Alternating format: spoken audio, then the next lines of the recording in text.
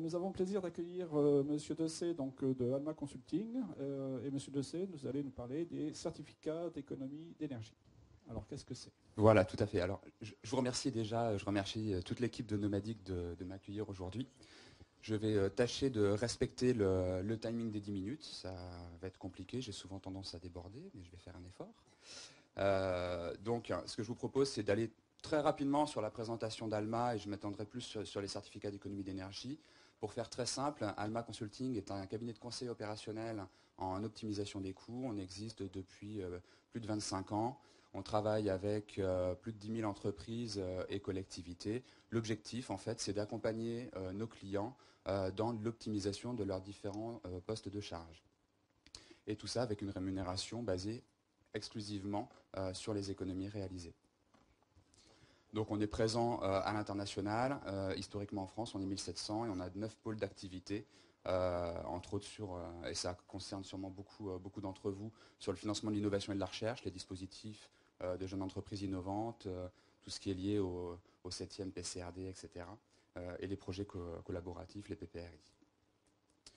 Alors, Alma et le développement durable, donc c'est une longue histoire, puisque déjà en 2003, on avait commencé à travailler sur le sujet, puisqu'on s'est très rapidement aperçu que tout ce qui était lié à l'environnement et aux taxes était malheureusement de plus en plus conjoint. Et on parle aujourd'hui réellement de fiscalité environnementale.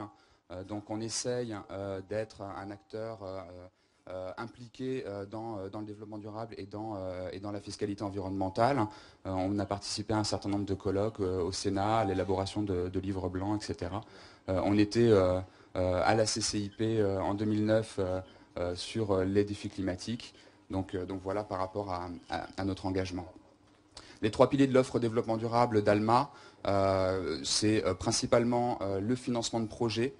Donc là, c'est identifié. On a parlé beaucoup depuis ce matin de fonds FEDER. Donc on a cette capacité à accompagner les entreprises dans l'identification de sources de financement, que ce soit effectivement au travers des fonds FEDER, au travers des aides de l'ADEME et bien évidemment au travers des certificats d'économie d'énergie. On travaille sur toutes les taxes liées à l'environnement et une taxe que vous connaissez bien, c'est la TIPP. Et tout ce qui est lié aux achats responsables, où on va essayer, dans le cadre de nos opérations de conseil, de pouvoir accompagner les entreprises aussi dans une politique d'achat responsable, entre autres sur les flottes automobiles. Je ne vais pas vous refaire tout l'aspect engagement environnementaux et l'international, l'européen et le national, mais là typiquement par rapport au certificat d'économie d'énergie, ce qu'il faut retenir, c'est qu'ils sont issus de la loi POP, donc c'est le programme d'orientation de la performance énergétique qui a été mis en place en 2005 et que le dispositif des certificats d'économie d'énergie a été lui mis en place en 2006. Face à la protection de l'environnement et de l'efficacité énergétique, en fait, ce qu'on essaye de faire, c'est de transformer les facteurs contraignants que toute entreprise se doit de prendre en compte en facteurs motivants.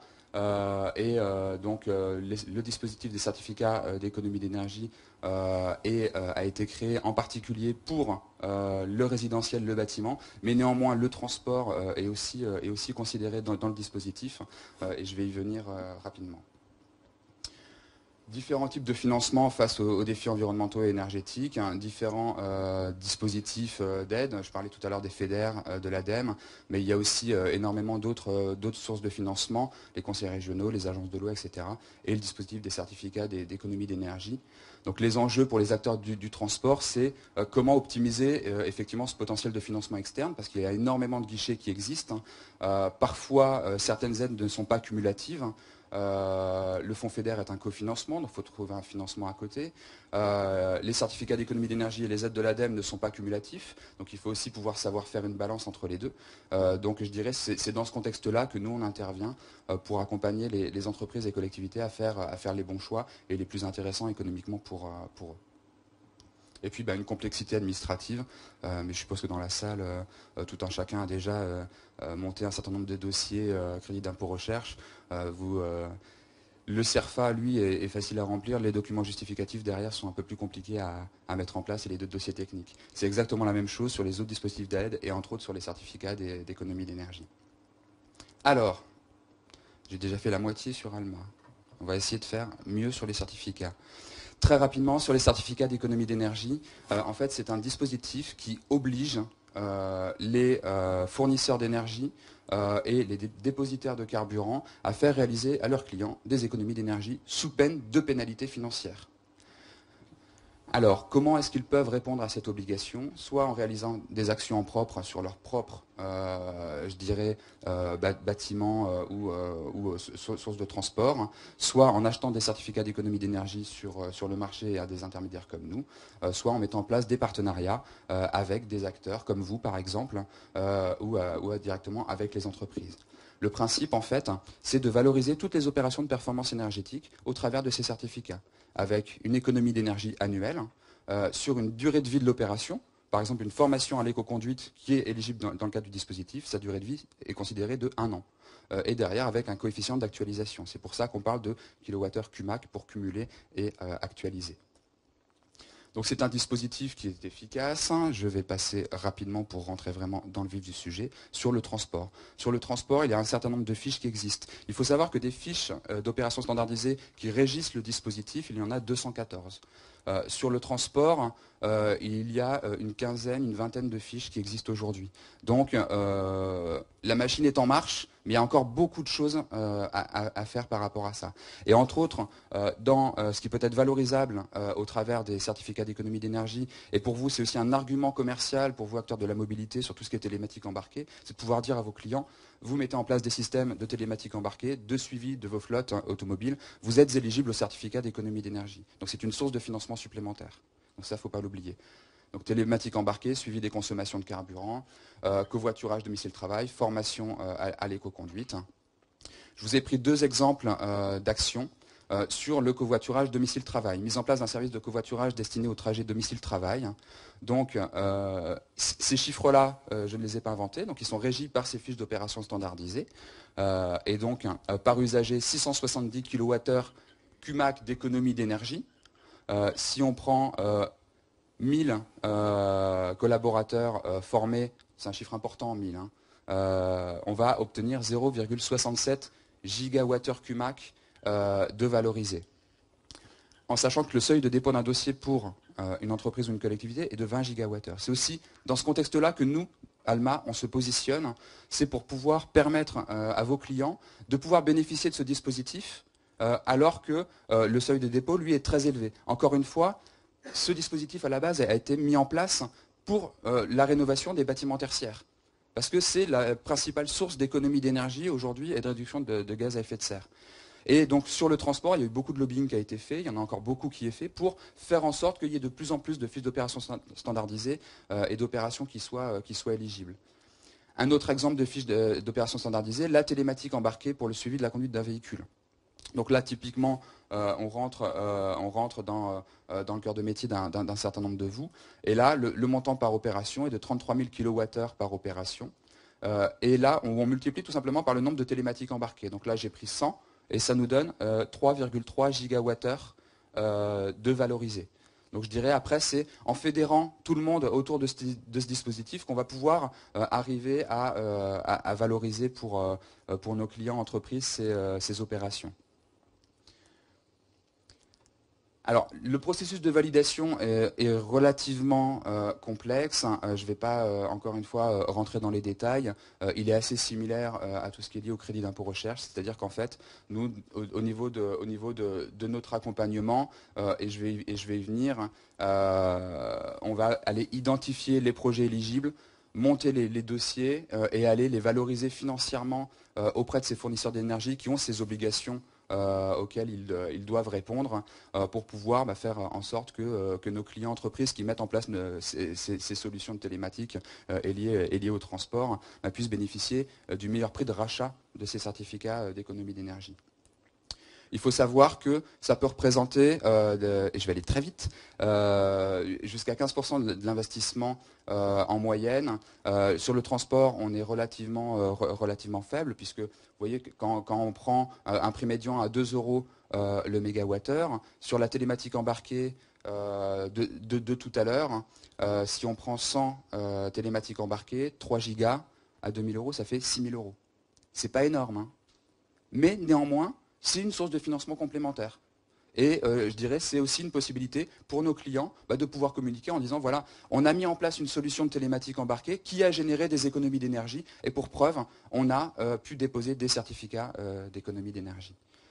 Je vais m'arrêter là, il me reste à peine 10 secondes. Oh, ça va, j'étais à peu près dans les temps.